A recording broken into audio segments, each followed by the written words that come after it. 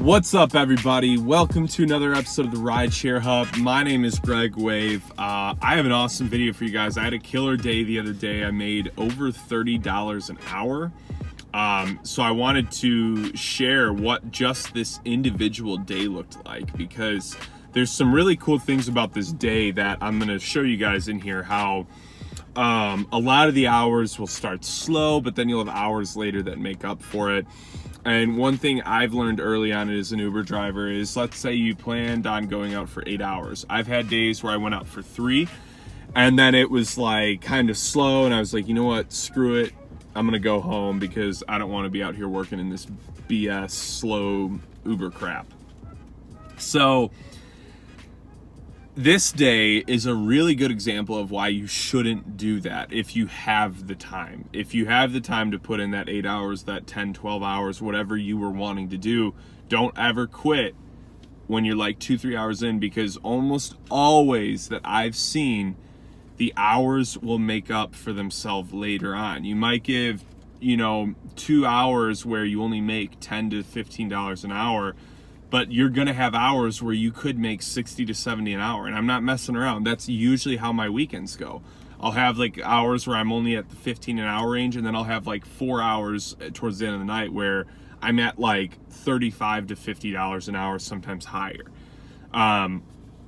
So 2 things you can get out of that. For one, go out and do your weekend driving and just drive from like 10 to 2 a.m. and you could be making like 50 an hour, if it's the right weekend, obviously.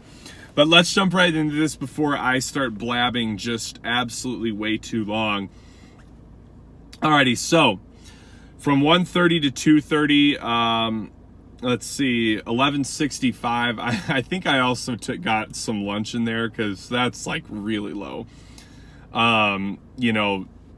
That's not even worth working, honestly.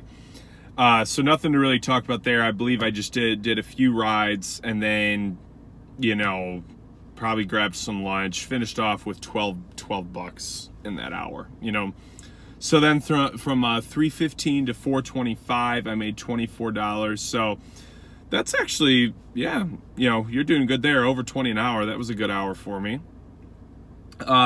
4:30 to 5:25, $22. As you guys can see, there's that bonus in there for the 3 consecutive trips. I don't know how many of you guys have that in your cities. I want to say most cities probably do them.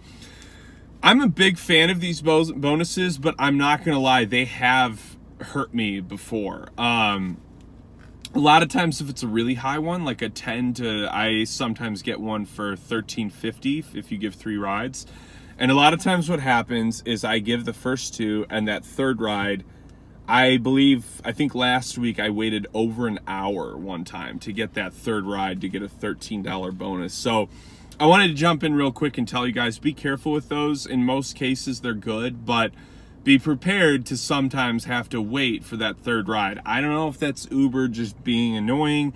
I don't know if it's that type of bonus brings out 100 more drivers than usual, and it just creates more competition.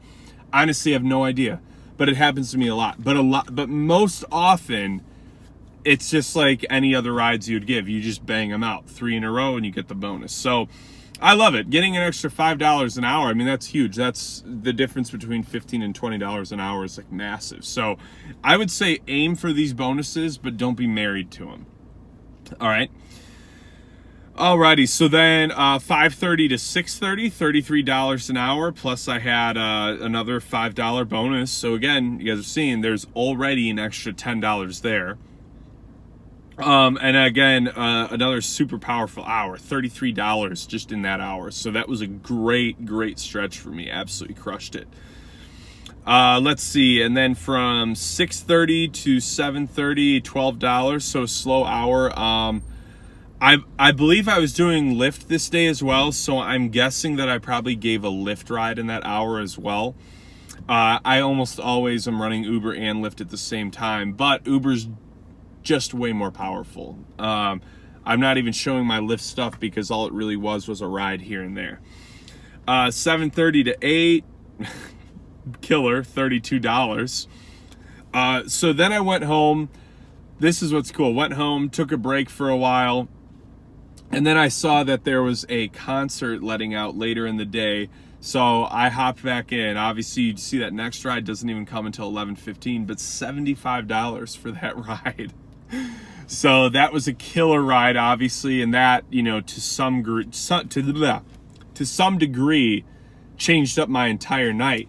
Now, the reason why I'm still going to show you guys this, because obviously you're not going to have this like probably ever on a weekday. I mean, maybe here and there, like once in a blue moon type stuff, or if like St. Patrick's Day falls on a Wednesday, if that's even possible. I have no idea. But my point being that, you know, you're not going to have a surge level where you'll make $75 on a ride like super often, but it does happen. And so a lot of times, guys, it's just good to keep your eye on the app throughout your day, especially on a weekend. And if you're not doing something with your friends, or if you're not out and about and you haven't been drinking, leave your app on, because you can't tell me you wouldn't want to go out and work for 1 hour for $75-80. It's a no-brainer.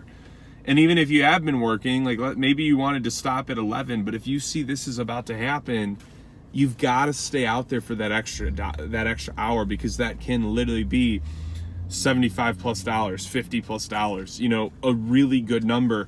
I've given surge rides as high as $140. So if it's the right event, the right weekend, the right celebrities in town, you guys really gotta be keeping your eye on the app. I think they have a setting for high demands alerts. That might be just for Lyft.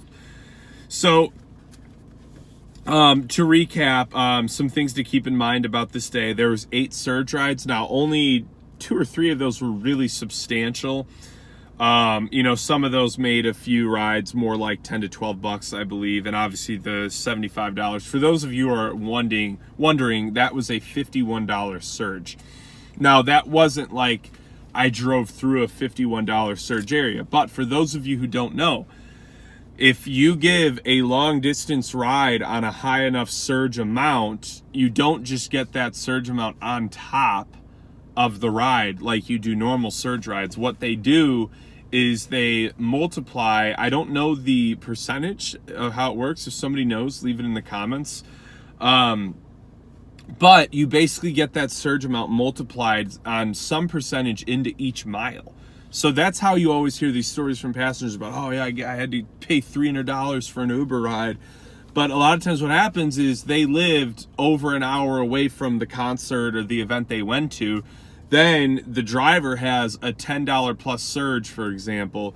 He gets that ride. I mean, he just knows it's going to be a monster. And I knew with this one, as soon as I picked him up, I was licking my chops. I was like, this is going to be a damn good ride.